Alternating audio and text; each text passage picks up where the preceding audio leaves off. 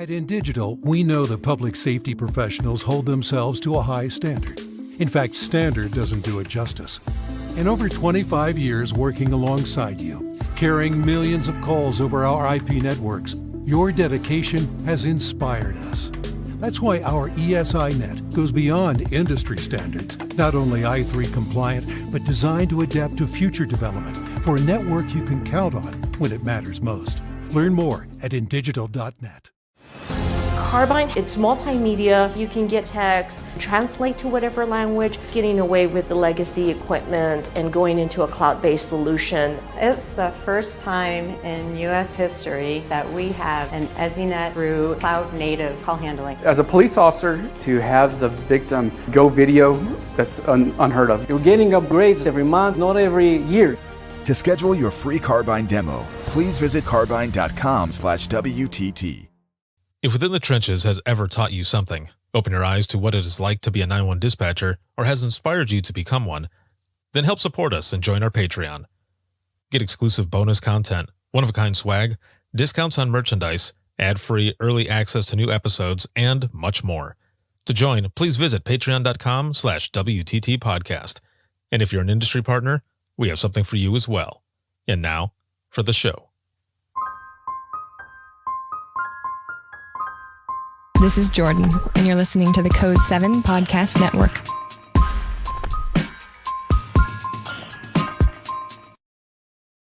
Warning. This episode contains the 3 A's of podcasting: adult content, adult language, and awesomeness. You've been warned.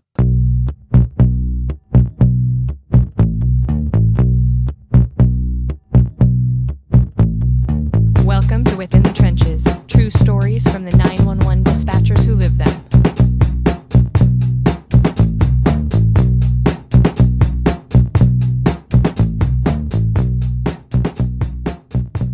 Hey, what's going on? This is Ricardo of the Code 7 Podcast Network, and this Within the Trenches, true stories from the 911 dispatchers who live them. This episode is sponsored by InDigital as well as Carbyne, and this is going to be an exclusive Carbyne episode. A big shout out to patrons, as always, for everything. I wouldn't be able to do what I do if it wasn't for all of you, but especially you who listen, watch, share, and support just all of it. So thank you so very much. There's a lot of stuff that's been going on. You know, it's already October 20th. What? Good Lord. It is going by fast. And I went to the Gulf Coast Conference out in Alabama and ended up I'm just fresh back from Georgia, from Cobb County. I was out there as not only one of the board members of 911 Wonder Women Inc., but also one of the participants in a workshop that we did out there. This was a collaboration with Cobb County and 911 Wonder Women Inc., and we did a workshop about finding your voice, where we were helping folks that were in the workshop kind of develop their presentations from the ground up. And, you know, one piece that I was assisting with there was the art of storytelling and how that plays into your presentation. And there was just so many awesome things to it, and it met a lot of excellent people. So a big shout out to 9 Wonder Women Inc., but as well as Cobb County and all of my good friends there. We had an excellent time, and it was an excellent workshop. So again, I'm back from there, and so recording episodes. We got a bunch of episodes that are coming up. I'm excited for this one, and this is going to be good. We were already talking earlier, and I'm excited, especially kind of when we get to the technology portion of this, because we were kind of comparing on what it was like in the beginning and where it is now. So this is going to be good. And my guest today is Jenny, and she is with communications at Rutherford County Sheriff's Department out of Tennessee. Hey, how's it going? It's going. Well, it's good to have you here. You know, as I mentioned just a moment ago, I'm fresh back from Georgia, and you know, it's always interesting because so I live in Indiana, but it's the same distance for me to get to Indianapolis as it is to get to Detroit. And if I go out of Indianapolis, there's always a connecting flight, and something always happens. So I go through Detroit, but I got in late last night So I'm like halfway home going through Ohio and I started dozing off and I Um, hit the rumble strips. I was like, hell no, I need to stop somewhere and get some go juice. Slam a monster. Yes, yeah, exactly. One of the two. So some sort of energy drink, coffee, anything to wake me up so that I can get home. But I made it safely. And I don't know. Do you ever have those moments when you're traveling and stuff? And Yes, yeah. all the time. I haven't got to travel in quite some time. We've been short staffed, so Hmm. I Oh, wish. and we'll get to that here in a moment. But so let me ask you right off the bat before we get to just kind of the way we start these conversations. How far is the commute to where you work? From my house to Hmm. work, five Yeah. minutes. I'm the closest dispatcher. Oh, what? So so for you, okay, one, that is good, right? That is definitely good because you're close. You don't have a long commute. But two, depending on how it works with overtime or forced overtime or anything, I mean, being that close, it's possible that you're the one who's getting voluntold. Yes, it's caught. It's happened. I volunteer most of the time because I am the closest. If something bad happens, tornadoes, that kind of thing.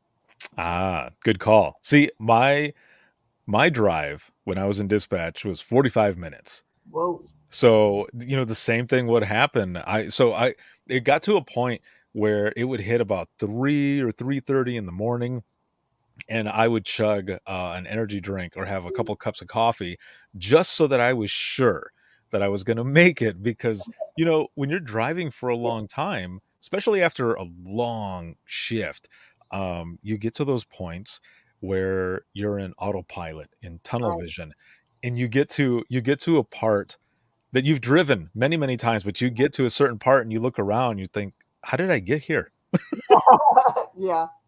I'm originally from Illinois, and it's Hmm. about a 6-hour drive to go Ooh. back and visit. So Oh, yeah. Okay. So you know exactly what I'm talking about then. yes, yes, yes. Things So are kind of different up north than what they are down here in the south. So things this are is, a lot yeah, different. this is very true.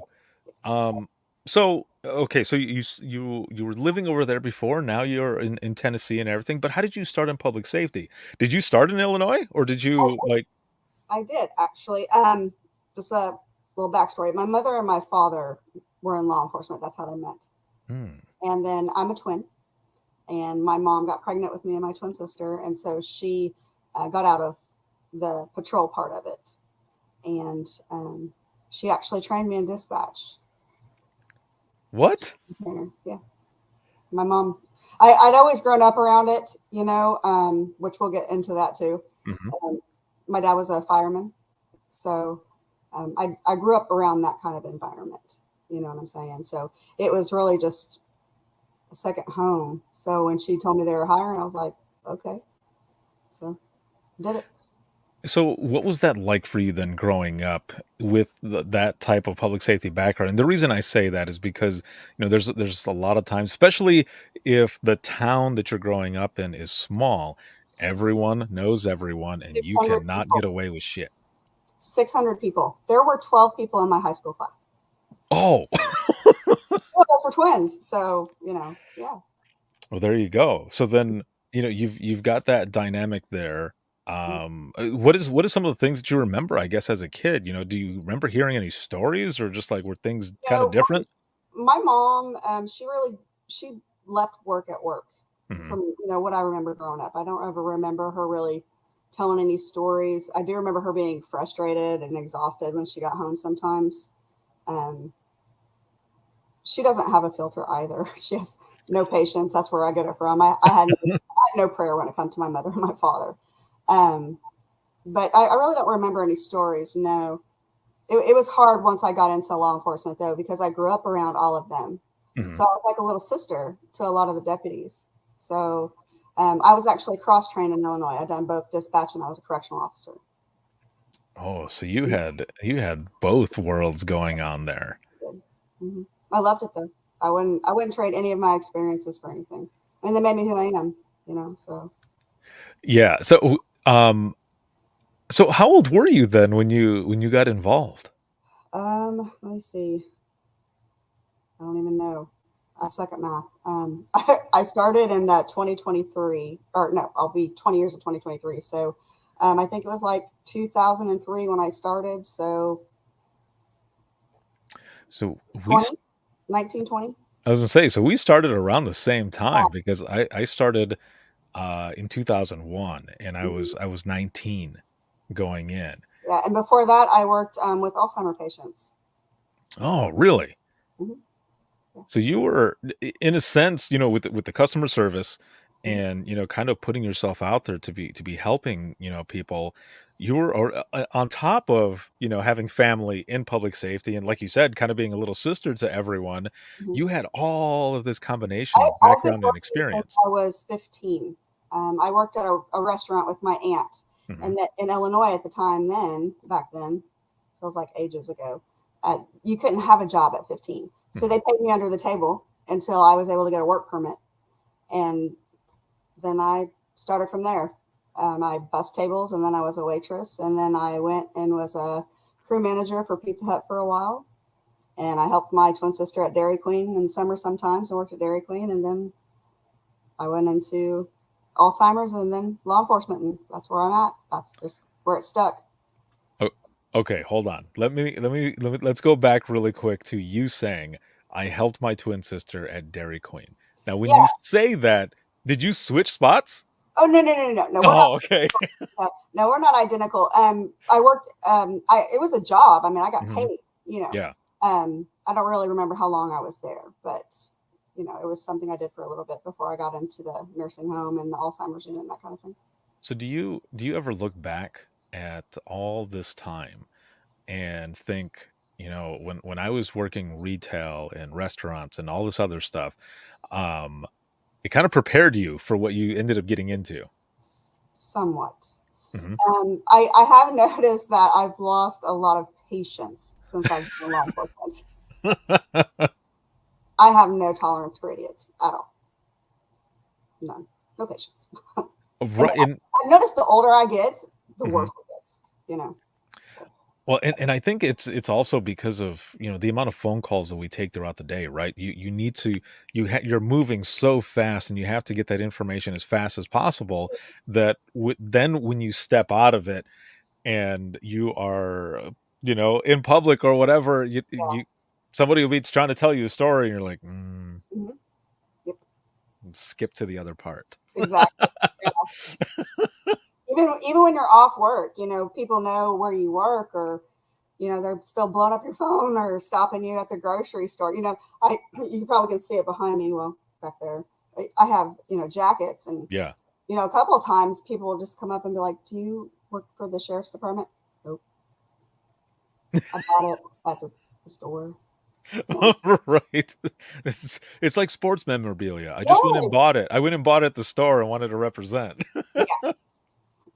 So yeah, I learned really quickly after I moved here to not wear that out.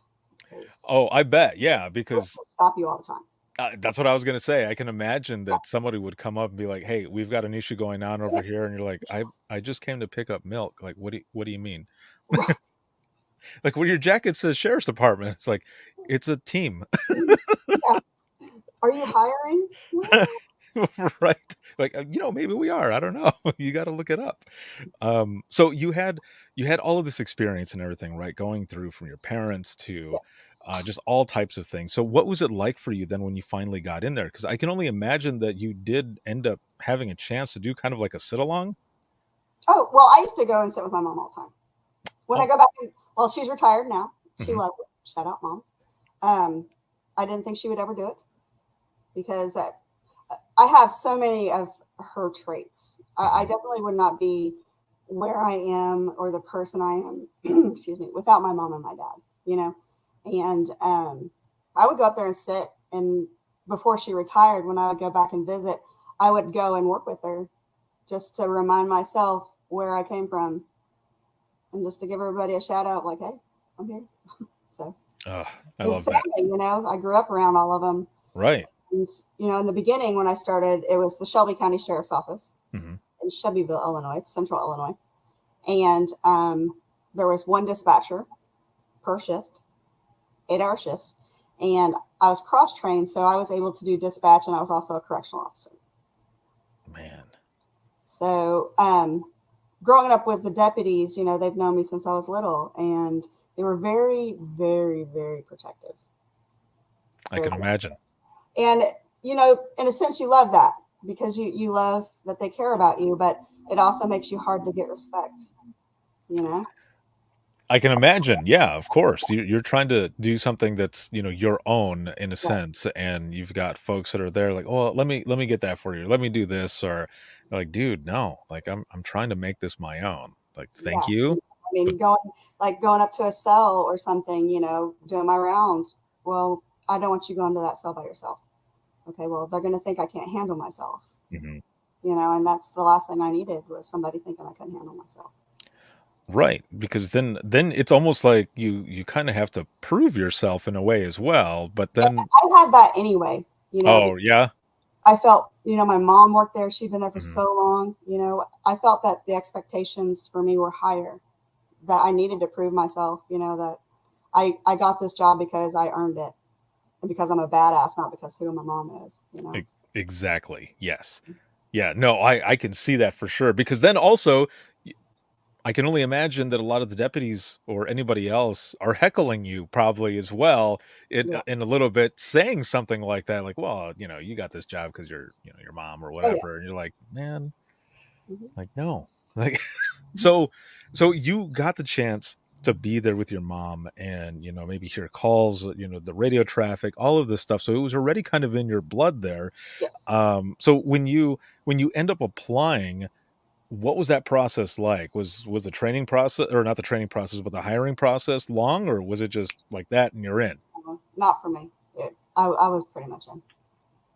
Nice. They needed help, and they knew I'd been around it, you know, so it was kind of a same kind of thing. So then what was the training like? Because, you know, before we started recording, we were talking about what the technology was. So how was the training like for you in the beginning? So, okay. So there, we done everything by pen and paper, and addresses were like rural route 1 box 50.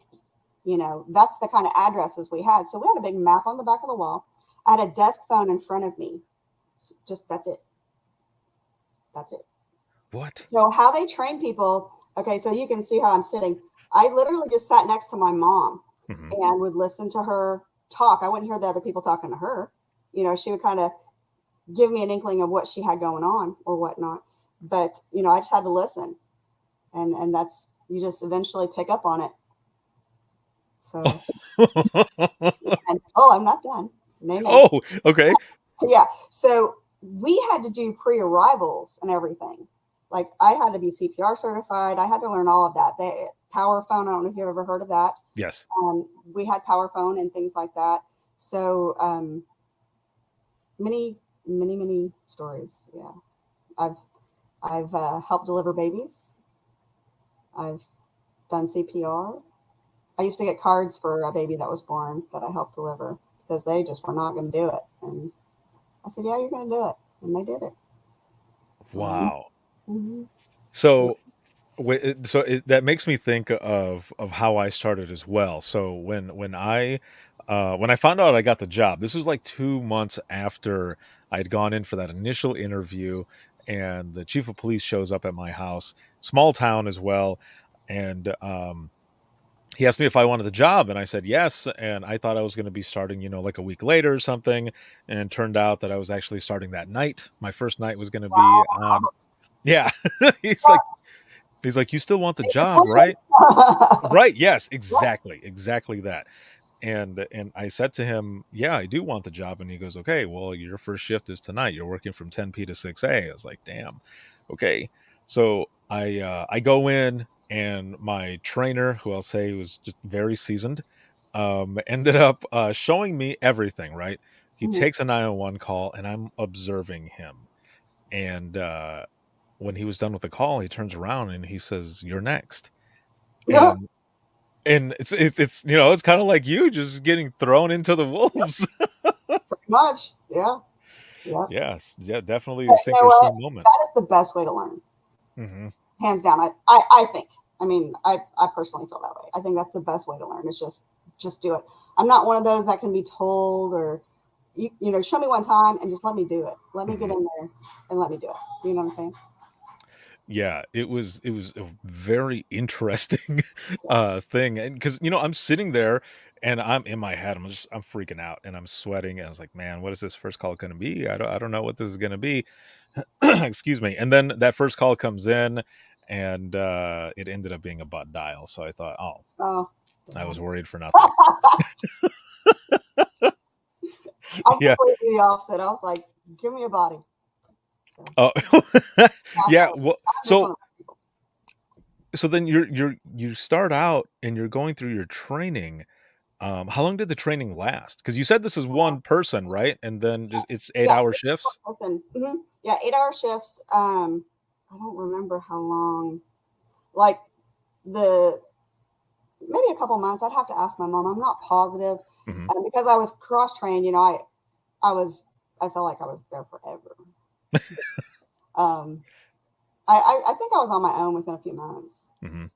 So I mean, it in Illinois it was a big county. You know, nothing compared to where I am now. But Yeah. you know, they were quite considered a big county. You know, but it's all flat land, cornfields. See, so when I started out there in Central Florida, so I'm originally from Southwest Michigan, and I ended up going to visit my mom and my sisters. Shock. What's that? Oh, yeah. Michigan to Florida, yeah, culture shock. Oh, for sure. Especially just the weather alone, and it being 62 degrees, and everyone's wearing like parkas and shit, and I'm in t-shirts and shorts. Had you gone anywhere before then? Because I never seen the ocean until I moved to Tennessee. One of the girls here took me to the ocean. I mean, I was a small town girl, like I said. There were 5 kids in my class, and I'd never traveled really. I mean, we went on vacations. You know, I'd seen Montana and stuff like that, but I've never seen the ocean. Never been to the beach. Yeah, we used to go to Texas growing up, so we would go out there to I think it's South Padre Island, and we would see the water and everything there, and so it was good. Like I had been to Florida and everything before, but I had never worked there, so it was a little different, of course, and but it was just me, same thing, 8 hours. And when it would go to hell, it would go to hell, and if I needed to use the bathroom, I had to take the radio, and I had to key up and say, I'll be 10-7 down the hall. And that meant I'm, going to the bathroom. And sometimes the stupid officers, I say stupid because they would give me crap over the radio because they would say, are you going to be Code Brown? I'm like, dude, like, the chief is listening right now. Right. Yeah. If we were lucky, if we weren't busy, the correctional officer would come up. If we needed to go to the bathroom, we just pick up the phone or hit the intercom button and be like, hey, come up here for a second. But if they're busy and they're back there booking somebody in, it's just you. Yes. So, I mean, it's like send a message, don't come up to the control room, because our phones, like I said, it was a desk phone in front of you. There was no taking a phone. There was no taking a radio because at the time, whenever I was in there, we didn't have handhelds next to us. I mean, it's the big old radio where you push the button to talk. Yes. Yes. We didn't have headsets. The gooseneck microphone. Yes. Exactly. Oh, okay. This is good. This is taking me back because that radio that we had for fire and fire rescue, it had the gooseneck, and we would have to type in like a 5-digit code just to make the tones go off. Yeah. Had a different tone for everything. Yes. Accident, fire. Yeah. And I remember some of those times too, going to the restroom and then coming back, and because it was a small police department, it had just a little lobby area, right? And people could just walk in. And there were a few times where I'd gone to the bathroom and I would come back, and there's someone standing there, and they're like, "Hi," and I would just be staring at them, and I'd say, "How long were you there?" And I remember one person saying to me, "Long enough," and I thought, yeah, and so you completely understand. You gotta you learn quickly on what you should eat and what you should not eat at work when you're yes, just saying. You are correct. Yes. Yeah, a couple embarrassing moments when people saying that. I'm like, oh, I apologize, but also hoping, Dispatch, can you copy? I'll be out in a minute. right? Yes. Also hoping that you don't accidentally key up on the radio when you're in the bathroom. Yeah, Do you remember like your first call or any of your earlier calls in your career? I do. Hmm. As far as a dispatcher, I had taken a bolo from another agency one night about a man with Alzheimer's that was missing. Gave out the bolo and everything. He actually ended up in our county, and it was from. I'm pretty sure he was from Indiana. Hmm. Now that I think about it, he was quite away, from home, and we ended up bringing him to the sheriff's office, and I sat and took care of him for like 17 hours or something. I mean, it was a long, long time. It might not have been 17 hours. It felt like 17 hours because I'd worked my shift and then I stayed, because I knew how to take care of patients, with Alzheimer's and whatnot. And his family was coming. So I, I felt like it was my duty, to kind of see it through because as dispatchers, as you know, we don't get to do that a lot. So, Right. um, with us having just one dispatcher and one correctional officer, one of my best friends, her name is Stacy. She trained me in the corrections part, and I believe was doing corrections at night, or vice versa. We would flip around, and one of us was giving the other one a break, and we had a murder. Yeah. Whoa. Mm-hmm. Yeah, it was one of. It actually happened February the 28th of 2004 when we took a call, and we got him and everything. And I remember the details of the call, and he's in prison now, obviously. But it was just one of those cases where drugs make people do bad things. You know what I'm saying? And I'll never forget the call because there was a female there. And she had to witness everything, as far as she heard it. And, it ended up being a family member and everything. And it was just, it stuck with me, and going back to, telling you that I had to prove myself because the deputies were protective. That was, one of the cases, when I was doing the job, because he was there for a while, you know what I'm saying, before he was sentenced and whatnot. And they were just not comfortable with me going, to his cell by myself, what I'm saying. And I truly believe that good people make bad mistakes, you know what I'm saying? And he's going to have to live with that the rest of his life, but as far as respect, he was the utmost respectful. I never had any problems. And, in dispatch and corrections, they're not that much different as far as people are concerned. You know what I'm saying? If you show somebody respect, how you would want to be treated, 9 times out of 10, you're going to get it. Right. So, yeah. Wow. That so you took the call, but you also had to see him there. Yeah, I seen him that night, and then I believe the next day, like I said, we swapped back and forth. Mhm. So, I would dispatch one night, or I would do corrections the next day, or that kind of a thing, vice versa. Mm-hmm. So, yeah. That's an interesting dynamic there as well, because there were a lot of times when I ended up moving back home to Southwest Michigan and finished off my dispatch career in the county that I grew up in. There was and I don't know why they started doing this, but they stopped. Like, I think they only did it for about 6 months, and then they decided not to do it anymore. But what they were doing was every single domestic call that we took, we were getting subpoenaed for, because we're technically, a witness, right? We're the one who took the call and stuff. So we would get pulled in a lot of times. 9 times out of 10, they wouldn't need us. But one time, and this one was kind of a bad one. I had to go in, and I remember I get there and I go to speak to the attorney, and I'm waiting in the lobby, and I was trying to speak softly because there were a bunch of people in there, and I don't know who they are. They might be part of this call, and if they are, they know I'm the one who took the call, and shit, you don't know, man. Things Right? happen, you know. Exactly. I'm a witness, so Mhm. I'm standing there, and I'm like, "This is Ricardo," and they go, "Oh, you're from dispatch," and I was like, "Yeah, thanks." And the lady who was sitting in there with her kids was actually the victim of the call that I was supposed to be there for, and I thought, "Damn." I was like, well, why were you so loud?" And like, Yeah. "Well, I guess I didn't think about it." I was like, "Well, thanks, man." Like, Right. Yeah. In but Illinois, I think I've only had to go to court once, and it was mhm, for a DUI.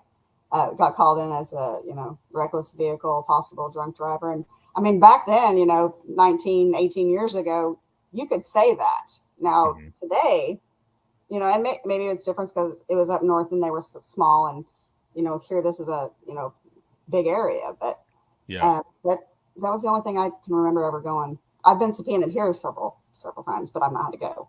I haven't gotten lucky, knock on wood. Yeah, yeah, exactly. It's like saying the Q word, you just jinxed it. Yes, I know.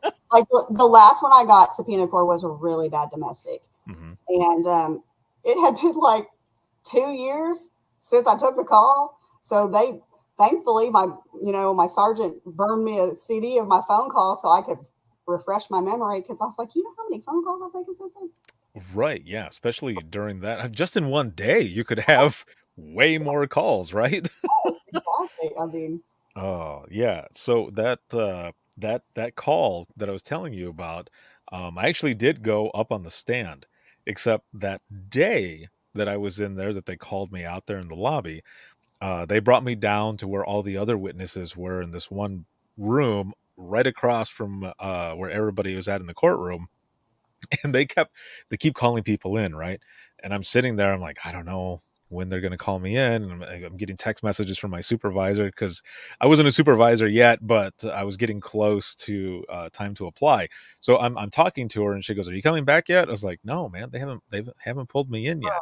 So I'm waiting, and I'm waiting, and finally I'm the only one in that room, and I didn't hear anything in the hallways anymore.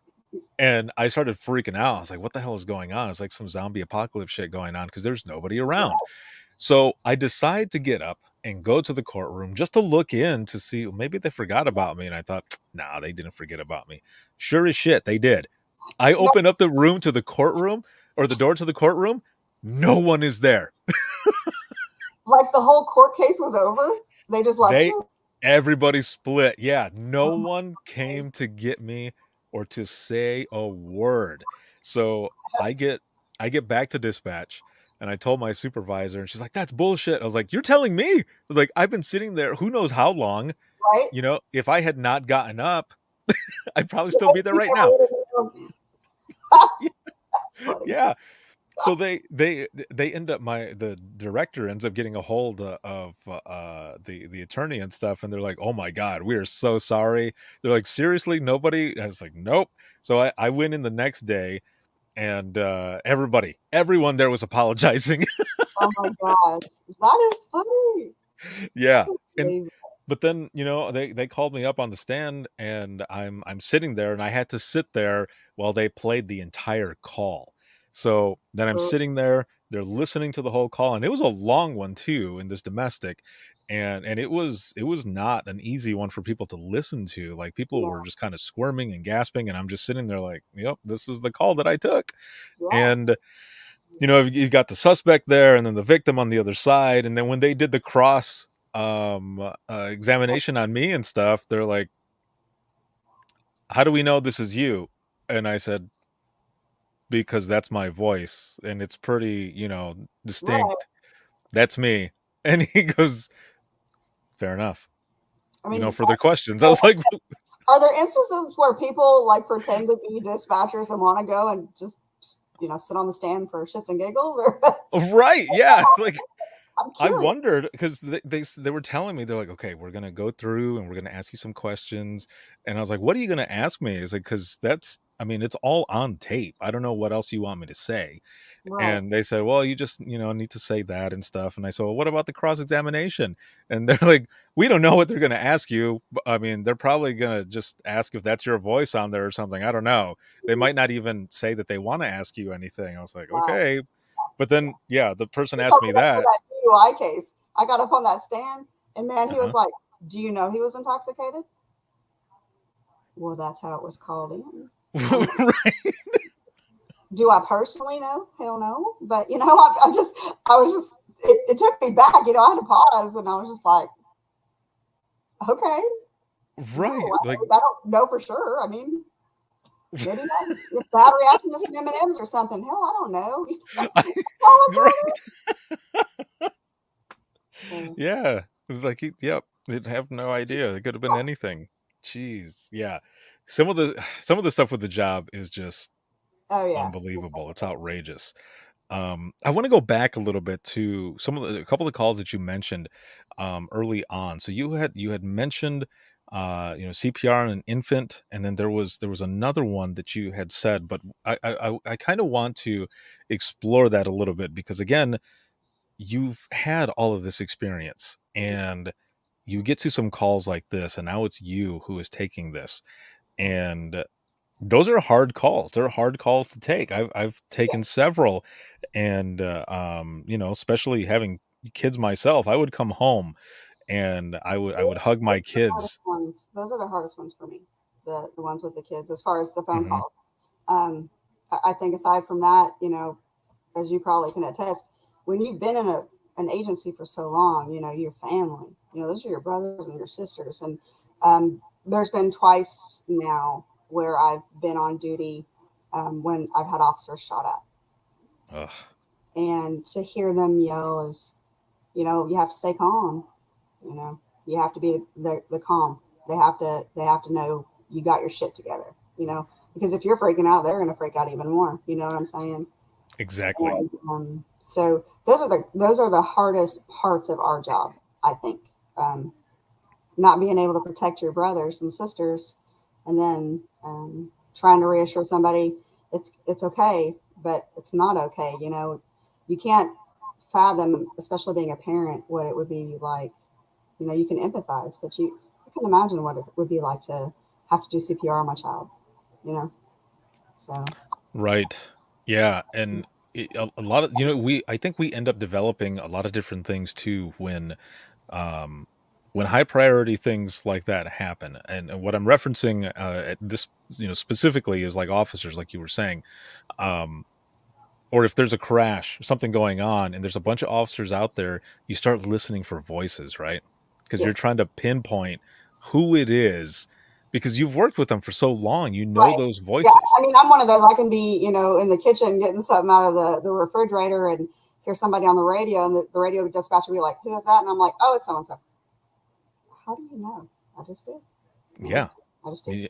Y- we hear those voices, so then when something happens and you hear everyone calling out where Yeah, they're at or who's going, you're able to narrow it down because there's a voice that you don't hear. right, right, And right. then I mean, then you have instances where, you know, I won't give no numbers or anything, mhm. but you'll have somebody having, you know, in the squad car with them or whatever, riding along, and they'll be on the radio and not the officer calling out something, and you're like, that is not who that is. Yes. Yeah, that raises everything, even more so because you're like, okay, something has got to be going on if this other person is the one who's on the radio saying something. Mhm. And when they see this, when this episode airs, they're going to know who I'm talking about, and I'm sure they're still laughing. They thought it was hilarious. No. Well, there are things that do happen as well when we're working and stuff, and you're thinking, is this really going on right now? You're experiencing it.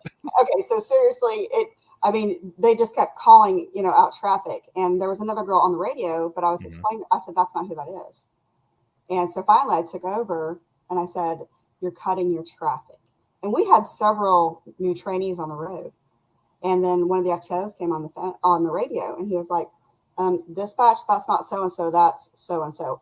And it happened to be a higher up person. Oops. And so, but that wasn't him talking on the radio, and I knew that wasn't him. I've worked with him all these years, all the years I've been there, you know, and I knew that wasn't him. And so after they cleared and whatnot, they come in, that one, and then the second one, and they were laughing. laughing. And there was 4 of them in the car, Mhm. and they said, we really thought about saying blah blah blah. Go ahead. All 4 of them passing the mic around just to get under my skin. Well, and that's the kind of stuff that breaks up the chaos that is 911, right? Because you got other deputies blowing up your phone. They're like, Jenny, you about to get fired. Yeah, we used to have some fun on the radio, and I miss working in dispatch for some of those reasons as well, because like I said, that 911, there's a lot of hell and horrific that is in 911, but there are moments where you can have fun too. But like saves, those are good things. Right. Like that camaraderie, everything built up with those out in the field. But we, I'm sure everyone has done this now because of Super Troopers, but we would do the meow thing Yeah. on the radio. Yeah. Yeah. I would tell people goat head. Yes. I loved it. Yes, goat head. That was always fun as well. And I remember first few times that I did that, one of the sergeants sent me an MCT message, and he goes, "Did you say goat head?" And I said, "Is that what you think you heard?" And he goes, "You did, didn't you?" I was like, "I guess you'll never know." Yeah. Yeah. There was another thing that that the guys used to do. It started with one specific deputy, and I don't know why he started doing it, but he would key up just out of nowhere, no traffic. He would just go, and I would it was like, did he sniff on the radio? Did he sniff? And because troopers and deputies sometimes they don't get along. Yeah. A trooper would do their traffic, and that deputy would come right after and just. So then, yes, yes. So then I would key up and go right back. It's awesome. It's so small and so stupid, but so funny. Like we would just do it all the time. And what makes it, I think the best thing is when it's just a couple people that know about it, because everybody else is like, what's that all about? Nothing. Right. Yeah. It's like, I don't know what happened. It just happened. I didn't hear it. Yeah. And then, but of course, then there's some of the other folks that are just, negative Nancy's, negative Nellies, and they don't want it. So they got to narc you out, and then it's, fun. Such but parents. yes, but there's a lot of fun, that is in this job.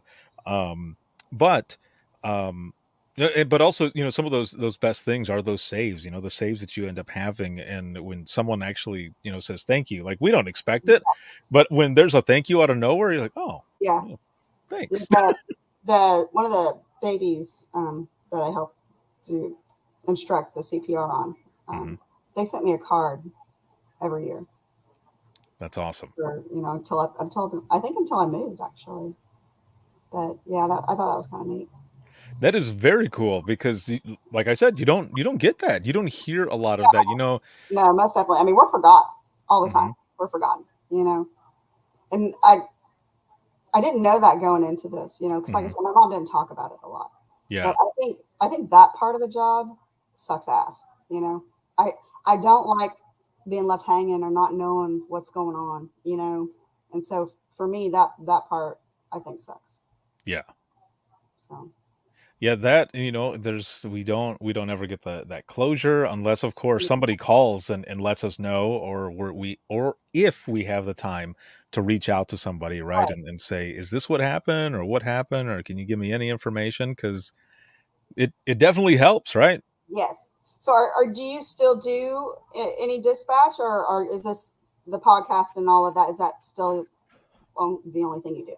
Yeah, so this is what I do full time now. I was dispatching for 13 and a half years, and I got plucked out of dispatch through a company, 911, private company, to go to the private sector because they found me through the podcast.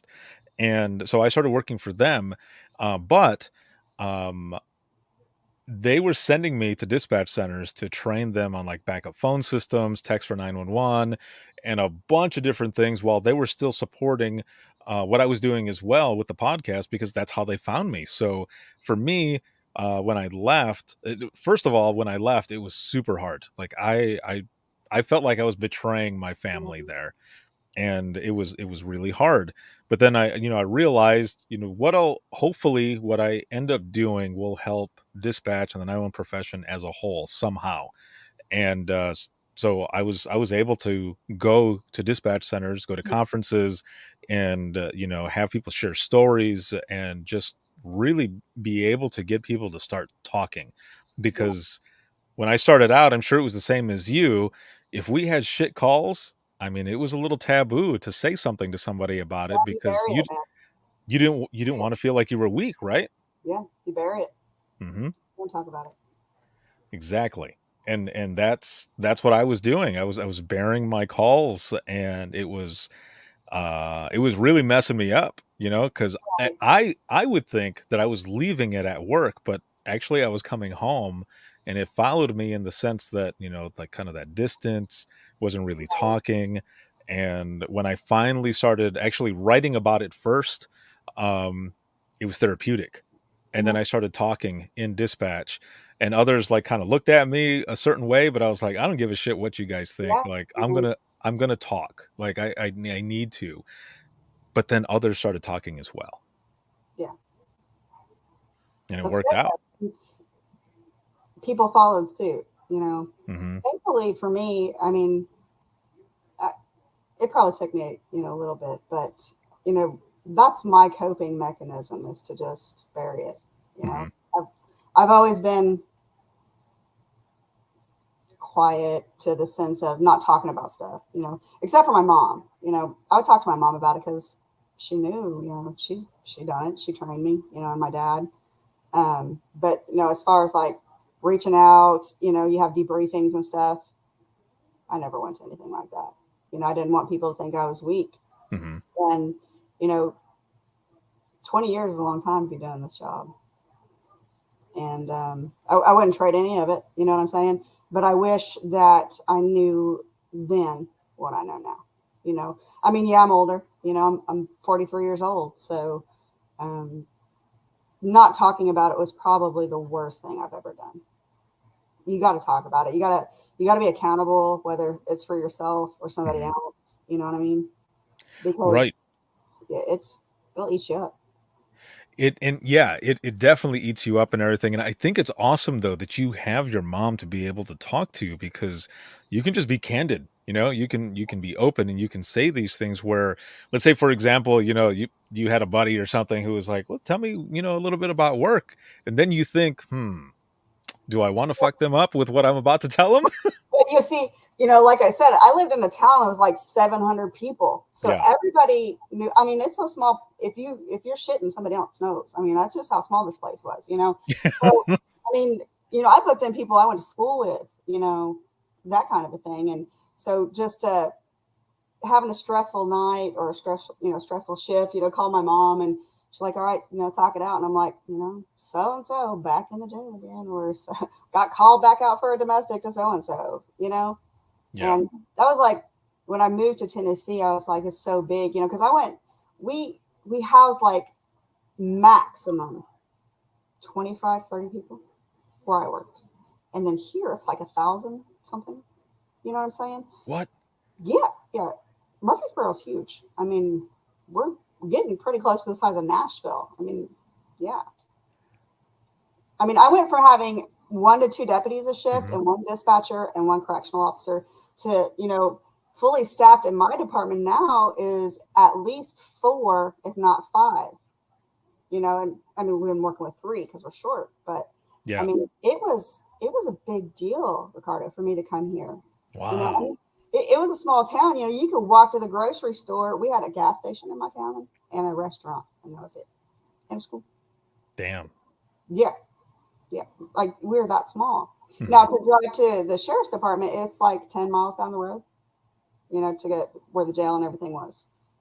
Then I mean, here I'm like 5 minutes away. 2 left turns, and I'm at the sheriff's office. But I have 2 lanes one way, 2 lanes the other way. It, it's crazy. It's whenever I interviewed here, I came here for a concert and heard they were hiring and just went up there. I was like, heard you were hiring. What you got? and they offered me more money to come here. And I was like, maybe that's what I need. And Oh man. it was a struggle for me. My mom and dad had to move me down here, because I was a daddy's girl, and it was hard for me to leave my mom and dad and my twin sister. We were brought up on love, and if you don't have family, you don't have anything. Right. You know what I'm saying? Siblings and family members, they can fuck up all the time, but at the end of the day, family's family. And it doesn't have to be blood, you know what I mean? But family's family. Exactly. And so when I moved here, and they interviewed me, like entering warrants. Okay, so what the codes in for the warrants. Like I had all those memorized. We were small. What else did I have to do? I love to read. I'm a nerd. And so when I moved here, first of all, I was overwhelmed by all the traffic and all the roads. Like it took me a year to realize that this place is just one big circle. So I thought, initially when I came up to interview and get a tour, I was like, maybe I'll just stay as a correctional officer, get away from dispatch. And I was really, really thinking hard about doing that. And they were like, well, right now we've got about 850, 900 inmates. And I was like, nope, I'm out. And then I seen the dispatch center and I seen all these computer screens and, all these buttons. And I was like, oh my God, I'm never going to learn this. And they were like, well, how did you do it in Illinois? And I was like, a map on the back of the wall and a paper and a pen. They said, you done everything by pen and paper? Yeah, like we put the cards in a filing cabinet in a file, and they were kept for the year, and then they were filed somewhere else.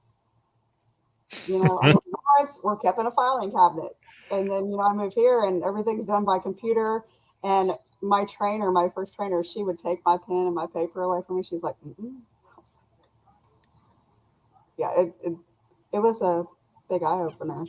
I feel you, because it was kind of the same going from that small police department to back home, because it was central dispatch. We had 4 to 5 people that would be working and stuff, and it was 12-hour shifts, and I would work 5 to 5, and then when I ended up being promoted to supervisor, then it was 4:30 to 4:30. But that first, those first 3 to 6 months, I think it was. I'm trying to remember how long our shifts or shift bids would be, but that first one, when I got promoted, I worked morning shift, and I had always been working midnight shift up until that point. So I went from midnight shift 5 to 5, 5p to 5a, to now morning 4:30a to 4:30p, and it sucked balls. Like it was bad. I can't even. I think it would be nice if it could just be either days or evenings, because midnight shift, man. I mean, I did my time, I did my time, but it sucked. I hated it. I absolutely hated it. Yeah, and so then in the small police department, we had 3 different shifts, and it was so it was 6A to 2P, and then 2 weeks later it was 2P to 10P. 2 weeks later, 10P to 6A. But when you got to that 10P to 6A, you were on that for a month, and then after that you went back to 6A to 2P, and it changed like that all the time. Well, is it still like that? Do you know? No, I say it's not like that anymore, only because the little police department got swallowed up by the county, so it doesn't even exist anymore. Yeah, it's not there anymore at all. But it was something, and then again, eye opener coming to Southwest Michigan, where I grew up. Because you end up taking phone calls from people that so in that sense. Right. Was that ever hard for you? Because I mean, now their business, and you see these people, and you're like, well, we probably knew their business anyway. Probably. And I learned, unfortunately, because I don't know how to say this tactfully. It wasn't anything for you to take a call and someone like you need to get your shit together. Right. Yeah. I mean, I'm sure I said that a lot. But when I moved here, it was really about, you had to mind your P's and Q's and be proper and be professional. And that is so not me. Yes, that is so not me. I've never had a filter. I mean, you know, growing up, I was a daddy's girl. I like to fish. I like to hunt. You know what I'm saying? Play in the ditches when they're full of water and get muddy. You know, dolls were not my thing. And when I was 17, 18, I was pregnant with my first child after, you know, I graduated school. And I was like 6, 7 months pregnant, rebuilding the engine in a Camaro with my dad. That's like one of the best memories I've got. Nice. You know? Yeah. What kind of a Camaro? It was a 68. Oh my Lord. Z28. Oh, so jealous. I had a 1983 jet black Z28 Camaro with T-tops. That was a gift for my 13th birthday. Oh wow. Now hold on. Don't get it twisted. We weren't rich or anything. So I get this as a present, right? My dad takes me out and he's like, "This is your car for when you start driving." And I'm like, "What?" And then he takes me to the other side of the car and it's completely ripped apart, like it's destroyed. Awesome. But it was a fixer upper, you know? But you know, that's how you learn. That Yes. makes you tough. It makes you tough. Yeah. And he told me, you know, the more, you know, the more that you work around the house and you get good grades and all this other stuff, we'll fix this and we'll build it together. And I was like, oh, okay, that's cool. But you know, the one side is like in pristine condition, the way he had it parked, and then he takes me to the other side. I was like, you got screwed. yeah. Well, I had the car up until, you know, I don't know, 20 something. I forget what year it was now. Probably actually 2006, because some freaking meth head man ended up stealing it from my dad's property. Just say no, folks. Yes. Yeah. And give me back my car if you're watching this.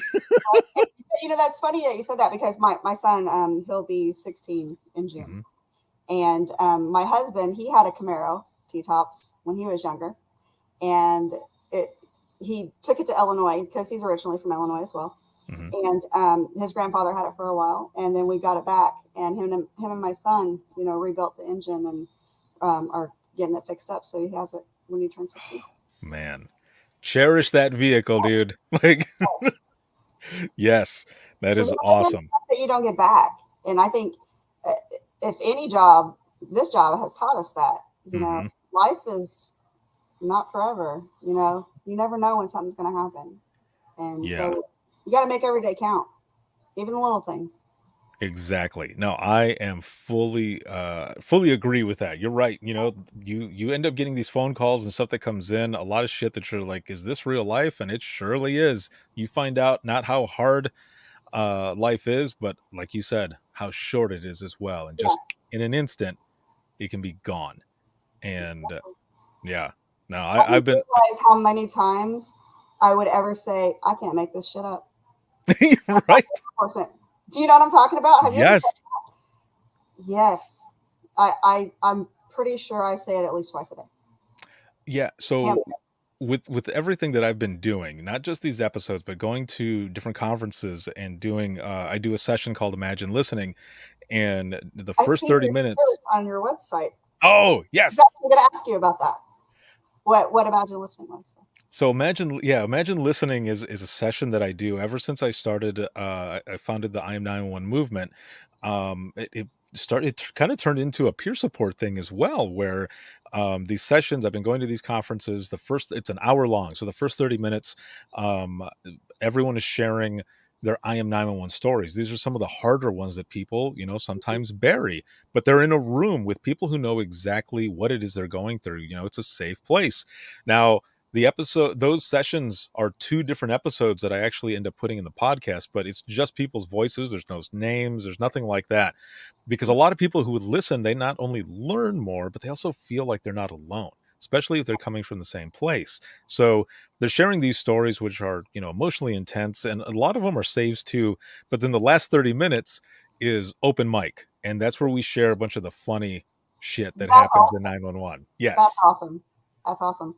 I actually, you know, I had heard about Within the Trenches. I never really listened or got to watch anything, you know. I had 3 kids, and so I was, you know, getting them grown and on their own and, you know, doing my thing. And when the I am 911 started, it really caught me for some reason.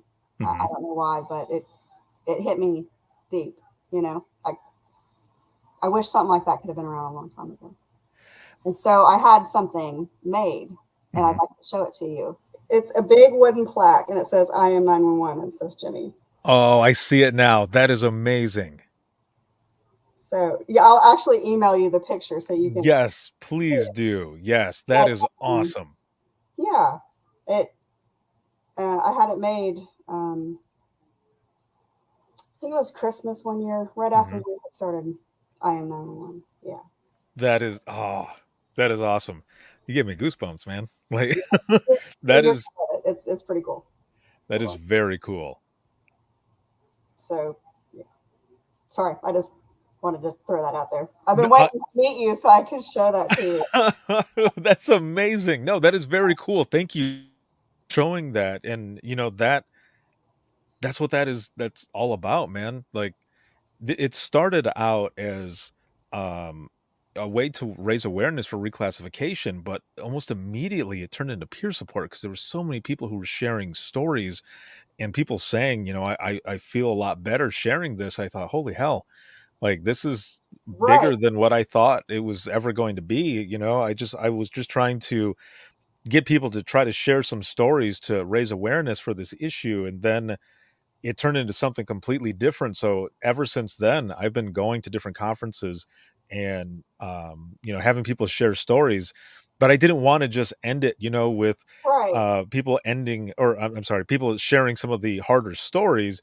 I wanted to throw in that humor because I feel like, humor is good medicine. So that's what Imagine Listening is and what I've been doing ever since. So that I'm so happy that it really resonated with you. That's great. Yeah, one of the girls that used to work there, her other half at the time, he was amazing at making stuff like that, and she had suggested, he would make flags and things. They actually look like real flags. They're just made out of wood, and so she was like, "Does anybody want anything?" And I said, "I want one that says hashtag I am 911."